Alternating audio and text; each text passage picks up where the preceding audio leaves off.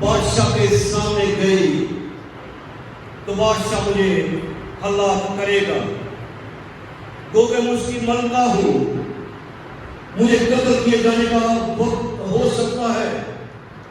لیکن اس دوران خدا بولتا ہے مردگی کے ذریعے، اگر تو آج خاموش رہے، کیونکہ وہ وقت تھا بنی اسرائیل کے لیے، یہودیوں کے لیے نجات کا وقت، ان کی بحالی کا وقت، لیکن یہ خاموش رہنا چاہتی ہے۔ اور ہم خدا کلام میں سے وہ آیت پڑھتے ہیں جو مرد کی آسر کے بارے میں بولی تھی، 4 باب اور اس کے 12ویں آیت سے، تب مردکی نے ان سے کہا کہ آسر کے پاس یہ جواب لے جائیں کہ تو اپنے دل میں یہ نہ سمجھ کہ سب یہودیوں میں سے تو بادشاہ کے محل میں بچی رہے گی۔ یہ مت سوچ کہ آج تو زندہ ہے، لوگ مرے، تو زندہ رہے گا، تو بھی مرے گا۔ آئے گا وقت، یہ مت سوچ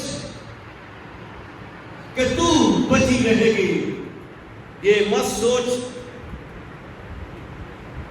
کہ تو بچی رہے گی، کیونکہ اگر تو اس وقت خاموشی اختیار کرے، اس وقت، آج کا یہ وقت، ہمارا خدا یسوع یہاں پہ موجود ہے، اور اس وقت سے کتنے لوگوں نے فائدہ اٹھانا چاہا آپ سب جانتے ہیں، اور کتنے یہاں پر موجود ہیں جو اس وقت سے فائدہ اٹھائیں گے، یہ آپ جانتے ہیں۔ ادھر خدا کا بندہ مرد کی آسر سے کہتا ہے، اگر تو اس وقت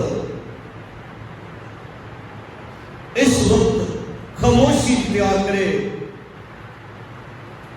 تو خلاصی اور نجات یہودیوں کے لیے کسی اور جگہ سے آئے گی، پر تو اپنے باپ کے خاندان سمیت ہلاک ہو جائے گی، اور کیا جانے کہ تو ایسے ہی وقت کے لیے سلطنت کو پہنچی ہے۔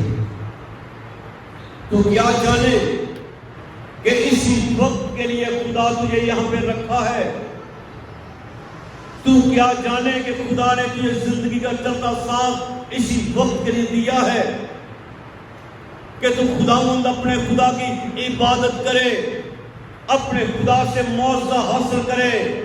اس آسر نے پھر اس وقت کا بہتر استعمال کیا، پھر اس کی سوچ بدلی، پھر اس نے دنیا داری کی سوچوں کو رد کیا کہ کیا ہوگا۔ وہ کہتی ہے اب میں ہلاک ہوئی میں بادشاہ کے پاس جاؤں گی، میں بہتر استعمال کروں گی اپنی قوم کے لیے، اپنی قوم کی نجات کے لیے۔ میری قوم کے لیے ہلاکت کا پیغام آ چکا 10 مہینے کی 13ویں تاریخ کو، لیکن میں اپنی قوم کے لیے آگے بڑھوں گی۔ اس نے اس وقت کا استعمال کیا۔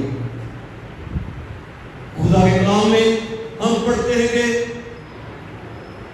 پیدا ہونے کا ایک وقت ہے اور مر جانے کا ایک وقت ہے، اور ایسا ہی خدا کلام میں سے ہم پڑھتے ہیں کہ ایک شخص کو وقت تو آیا پیدا ہونے کا، ماں باپ بیٹے کے سبب سے بہت خوشی مناتے کہ میرے گھر میں بیٹا آیا ہے، اور اس شخص کا، اس باپ کا، اس ماں کا کیا حال ہوگا۔ شاید بڑی مٹھائیاں تقسیم کی گئی ہوگی کہ ہمارے گھر میں بیٹا ہوا ہے، لیکن اس بیٹے کو پتہ بھی نہیں ہوگا، اور جب اس بیٹے کو پتہ بھی نہیں ہوگا تو اس کے خاندان کو بھی نہیں پتہ ہوگا کہ یہ بیٹا کیا ہے۔ اس بیٹے کو نظر آتا بھی ہے کہ نہیں، کیونکہ جب تک بچہ اپنی سمجھ میں نہ آئے ماں باپ کو پتہ بھی نہیں لگتا کہ ہمارے بیٹے کی آنکھوں کا کیا مسئلہ ہے۔ ماں باپ روز بچے کو چومتے ہوں گے، آنکھیں ان کی طرف کھولتا ہوگا، ماں باپ اس کی طرف دیکھتے ہوں گے، لیکن وہ بیٹا جو دنیا میں آیا اس سے کچھ نظر نہیں آتا ہو۔ اور وہ کون تھا؟ وہ تھا برتمائی۔ جب سمجھدار ہوا ہوگا تو اس کے خاندان نے اس کو جب پتہ لگا ہوگا کہ یہ تو اندھا ہے، جنم سے اندھا ہے، روتے ہوں گے۔ بیٹا تو روتا ہی ہوگا کہ مجھے نظر نہیں آتا، ماں باپ بھی روتا ہوگا کہ میرا بیٹا اندھا پیدا ہوا۔ تب ان کو پتہ لگا ہوگا کہ ہمارا بیٹا اندھا ہے۔ دوسرے لوگ تانے دیتے ہوں گے کہ تمہارا بیٹا تو جنم سے اندھا ہے، تمہیں پتہ ہی نہیں لگا۔ اور اس بیٹے کو جو جنم سے اندھا ہے، جس کا نام اپنے باپ کے نام سے کہلاتا ہے برتمائی، بر میں بیٹا اور تمائی کا بیٹا، اس بیٹے نے وقت کا استعمال کیا۔ آج ہم یہ مت سوچیں کہ چرچ بھرا ہوا نہیں ہے، یہ سوچیں کہ خدا وہ یسوع یہاں پہ موجود ہے۔